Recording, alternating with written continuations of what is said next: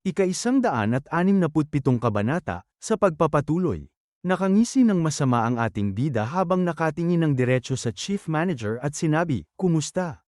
Anong pakiramdam?" Nanginginig ang buong katawan ng chief manager sa matinding takot at pangingilabot. Malalaki ang mga butil ng pawis na tumutulo sa kanyang noo at nagmamadaling bumabagsak sa kanyang mukha habang hindi niya maialis ang nanliliit niyang mga mata sa ating bida. Makalipas ang ilang sandali ng nakatutulig na katahimikan, bigla siyang nagmamadaling tumakbo palayo ng buong lakas. Sinasabi pa niya sa kanyang isip na ito na, "Kailangan kong makatakas."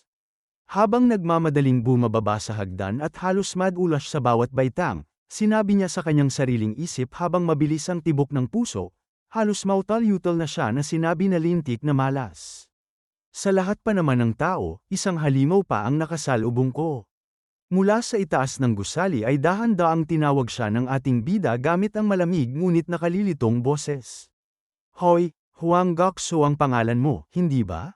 Bahagya siyang ngumiti ng nakatatakot bago muling nagsalita na, "Narinig mo na ba ang tungkol sa compound interest?" Nakatayo siya sa itaas ng hagdan habang nakangisi ng malawak at may dalang matinding panganib na sinabi sa chief manager na napaka-espesyal ng interes ng produktong ito. 10% ang interest rate.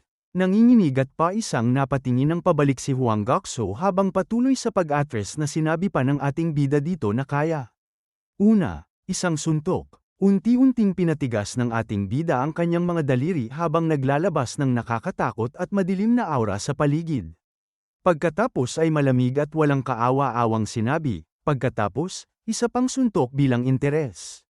2, 4, 8, kumusta?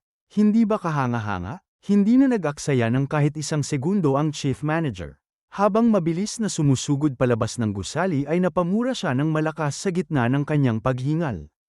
"Lintik kang hayop." Kasabay noon ay nagmamadali niyang sinabi sa kanyang isip habang patuloy ang pagtakbo, "Jinhoero, kailangan kong makarating sa Jinhoero." Hindi nakikialam ang mga opisyal at martial artist sa isa't isa. Gaano man siya kalakas, hindi niya magagawang saktan ng isang opisyal ng pamahalaan.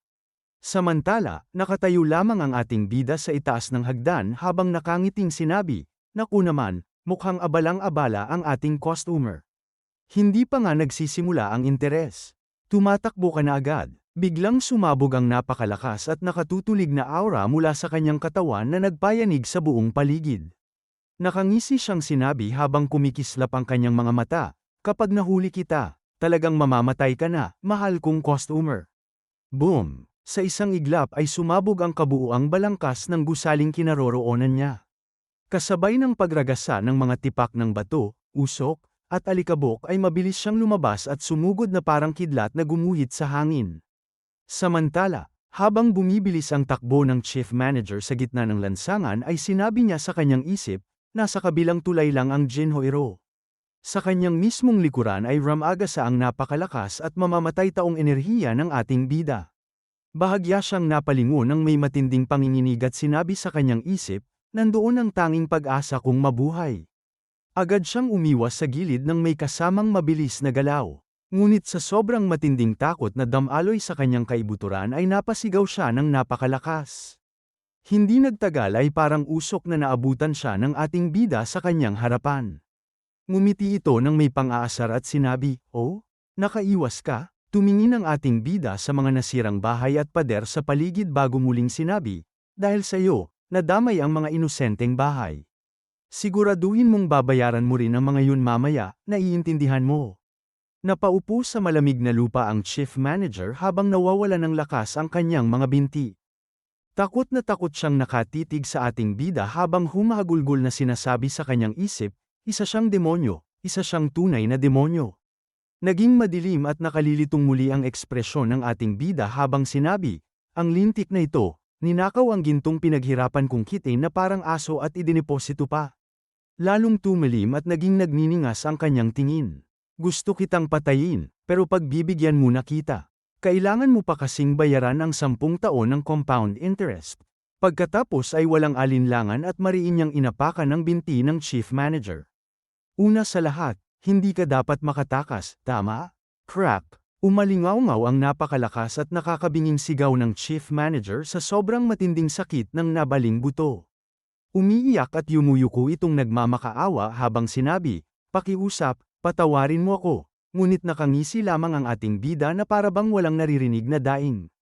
Nakalagay ang dalawang kamay sa kanyang likuran habang banayad niyang sinabi, "Hoy, hoy, hindi naman ako mamamatay tao." Bahagya pa siyang ngumiti ng banayad ngunit may nakatagong puo na sinabi pa na kahit ganito ang itsura ko, medyo espesyal ang katayuan ko ngayon, kaya kailangan kong pahalagahan ang buhay ng mga tao.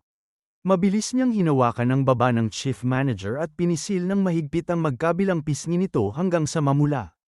Pagkatapos ay malamig niyang sinabi, "May tungkulin din akong gabayan at baguhin ang mga taong naliligaw."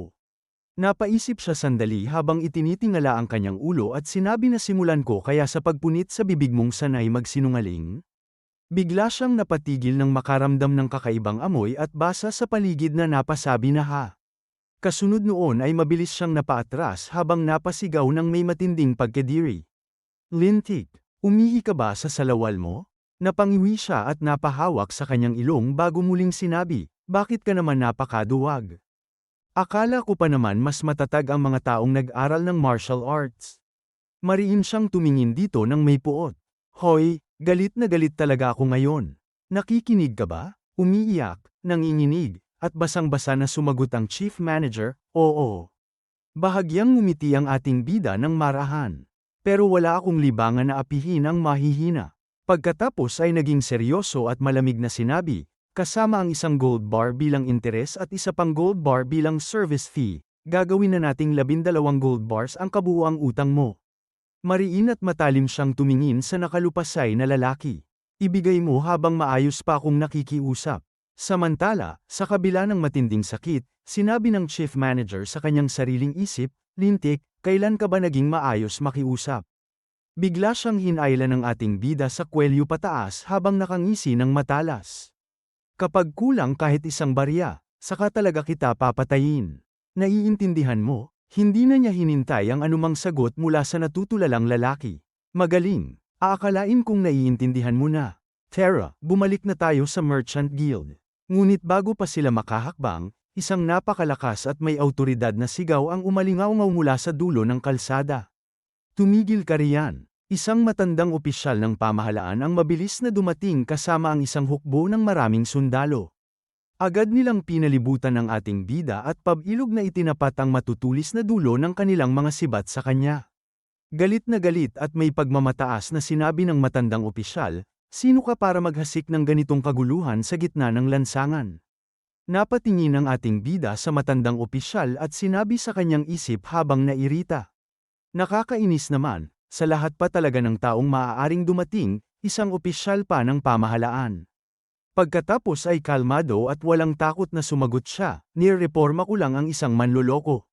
Sinubukan niyang lunukin ang pera ko." Nagulat at nanlaki ang mga mata ng matandang opisyal nang makilala ang tao sa lupa. "Chief Manager Huang, nagtataka na ako kung bakit hindi ka pa na-car rating sa Jinhoero."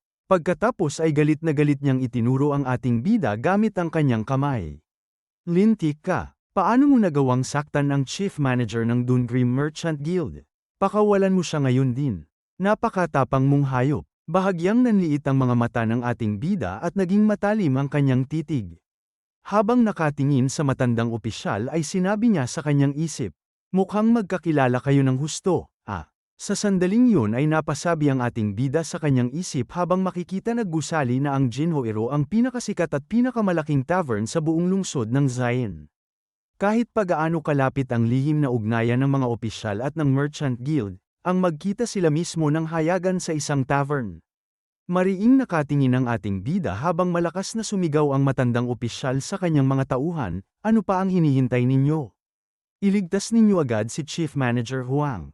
Bahagyang napangiti ang ating bida nang may malamig na pag-unawa habang sinasabi sa kanyang isip, "Tingnan mo nga naman." Nagpatuloy siya sa pagsusuri sa kanyang isip, ang isang opisyal na tunay na nakaalam sa patakaran ng hindi pakikialam ng pamahalaan sa martial arts ay dapat munang alamin ang buong pangyayari, kung bakit ko siya binugbog at ano talaga ang nangyari. Dapat ay formal muna silang humingi ng kooperasyon, magsabing magsasagawa sila ng investigasyon, at saka hilinging pakawalan ko siya. Lalong tumilim at nagdilim ang kanyang tingin sa opisyal. Pero imbes na gawin yon, Puwersa agad ang ginagamit nila. Nagpatuloy pa siya sa kanyang pagninilay, malinaw na protektado nila ang isa't isa at magkakasabwat sa suhulan at katiwalian. Ibig sabihin, plano talaga nilang lunukin ang pera ko sa ilalim ng proteksyon ng pamahalaan. Mahigpit pa rin niyang hawak ang kwelyo ng nanginginig na chief manager habang sinasabi sa kanyang isip, kung ako pa rin ang dating Panginoon ng apat na tyrant, wala akong pakialam sa mga opisyal na ito, bahagya siyang napangisi ng may kaunting biro sa sarili. Dapat pa nga silang magpasalamat na isa na akong dawes ng wudang ngayon. Muling sumigaw ang matandang opisyal ng mas malakas habang itinuturo ang ating bida, ano pa ang hinihintay ninyo? Dakpin siya. Mariing tumingin ang ating bida sa dumadating na mga sundalo habang sinasabi pa ng matandang opisyal sa kanyang isip na, kahit huwag ninyo siyang patayin, pilayin man lang ninyo. Sa mismong sandaling yon, whoosh! Isang tao ang biglang dumating mula sa kaitaasan sa napakabilis na bilis, nag-iiwan ng hangin sa paligid. Agad itong hamarang sa mismong harapan ng ating bida habang iniladlad ang kanyang dalawang braso upang pigilan ang lumalalang sitwasyon at protektahan ang lahat. Siya ay walang iba kundi si Woon M. At dito na po nagtatapos ang ika-167 kabanata.